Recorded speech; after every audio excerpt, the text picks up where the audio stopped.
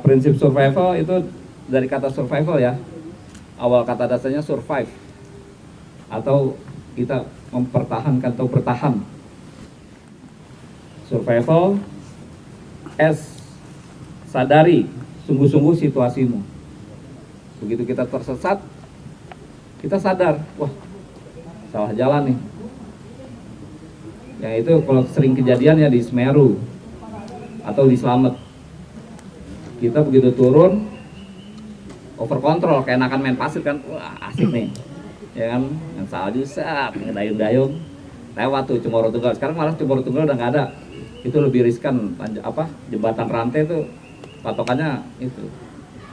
Atau pas di depan kita ada yang selfie, kita nggak sabar, kita ngelambung dikit, padahal yang harusnya kita masuk ke kiri, kita jadi malah lurus.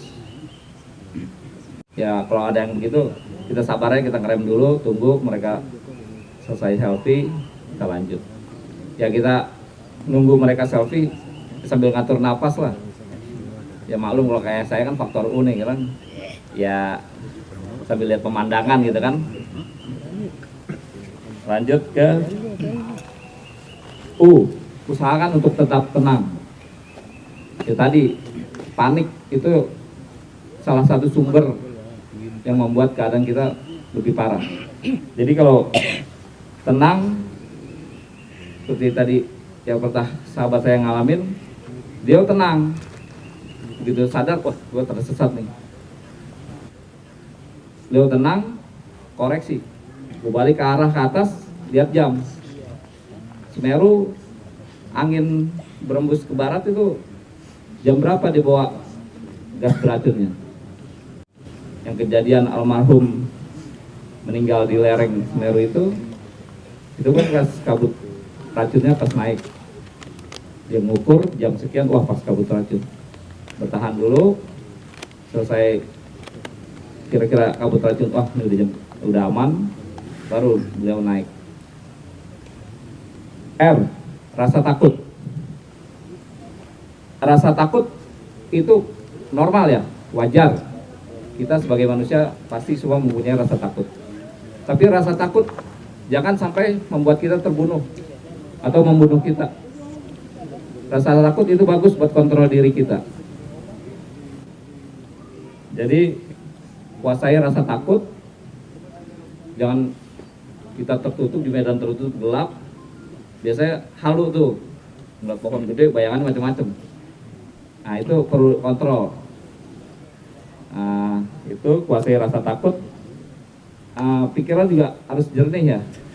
Kita kembali, wah ini posisi bukan di jalur nih. Nah kita ngatur napas, kita pelan-pelan kembali cari jalur tadi. V ya, vakum.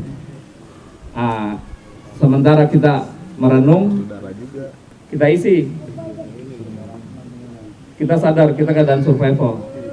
Kita sambil ngukur peralatan yang ada di kita apa aja. Kita sambil melihat logistik kita, berapa banyak kita masih punya air, makanan, gitu. Dan juga kita memberi tanda kita terakhir di posisi mana. Kadang kan ada beberapa kejadian ya, disasar, diputar di situ lagi gitu. Kita nggak sadar. Itu udah berapa kali muter di situ. Nah itu kita tandai, entah kita patahin tapi nggak kita ngerusak ya. Kita buat tandai kita udah pernah lewat situ gitu. Pasti kita begitu lewat sekali lagi, ini kayaknya udah pernah lewat tadi nih. Makanya kita tandai, entah kita potek atau kita ada tali kita ikat, kita buat tanda kalau kita udah pernah di situ. Itu ada di satu tempat, beberapa tempat gitu ya. Begitu kita sadar, kita kontrol. Kok udah 3 kali masih di sini aja. Mungkin ya penghuni situ ya bermain gitu ya. Ikut ini ya kita minta maaf kalau mungkin kita lancang atau kita kurang ajar di situ, kita ya istilahnya membuat penunggu situ enggak ini ya. Kita berenung, kita coba pelan-pelan jalan lagi, kita cari. Insya Allah kalau ini kita istighfar, kita ingat kalau kita juga makhluk Allah gitu kan, kita makhluk Tuhan, Oh. Ingatlah di mana kita berada. Nah, kita begitu kejadian, kita ada di mana nih? Kita ada di lembah, di jurang, atau di punggungan. Ingatlah di mana kita berada, yaitu sebelum berangkat kan kita orientasi juga tuh. Oh, kita tadi berangkat lewatin danau, lewatin perkebunan, sebelah kanan apa, sebelah kiri apa. Itu kita sambil ngasah apa naluri kita.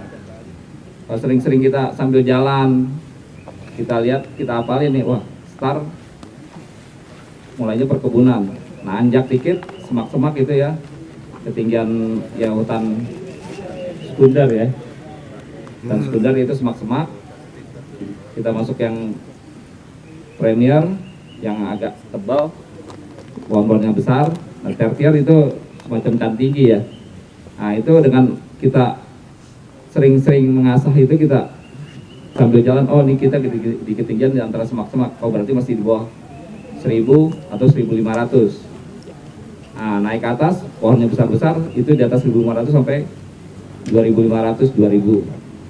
Kita naik ke atas, vegetasi alamnya udah berubah, udah mulai ketemu cantigi, yang pohon-pohon kecil-kecil. Sebab itu kita udah ketinggian mendekati 3000. Nah, kita juga dengan begitu kita bisa memperkecil lingkup pencarian kita. Kita mau kemana nih nanti, yang seperti apa? Tindakan survival kita mau statis atau dinamis. Itu mempengaruhi kita orientasi dulu dengan melihat stok perbekalan, terus tumbuhan-tumbuhan yang bisa kita makan. Viva, hargailah hidup. Dengan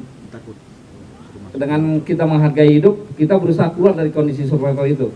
Kita nggak mudah putus asa ya, kita nggak frustrasi.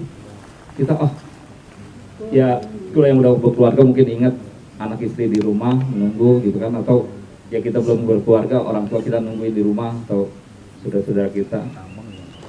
Dengan semangat kita mengingat orang-orang yang kita cintai, insya Allah semangat hidup kita tumbuh. Kita berusaha nggak patah semangat, kita nggak frustrasi, nggak. Adat istiadat setempat perlu ditiru. Adat istiadat di sini ya seperti orang tua bilang ya, di mana bumi dipijak di situ langit dijunjung ya. Jadi kita belajar dari penduduk setempat.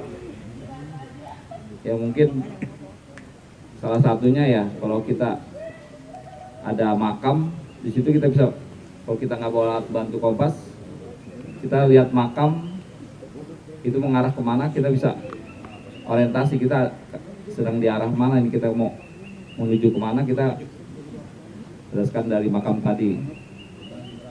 Yang L terakhir, latihlah dirimu dan belajarlah selalu.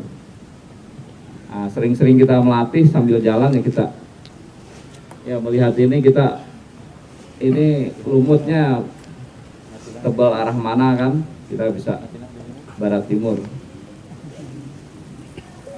baratnya kita bisa, ya nggak bawa kompas kita bisa ini. Ya memang jarang sekali kita dalam perjalanan tuh memperbekali dengan peta kompas ya, atau ya teman-teman saya suka sambil jalan saya tanya, ada yang bawa survival kit atau apa? Jarang sekali teman-teman suka. Itu sangat membantu kalau keadaan kita darurat, salah satunya itu.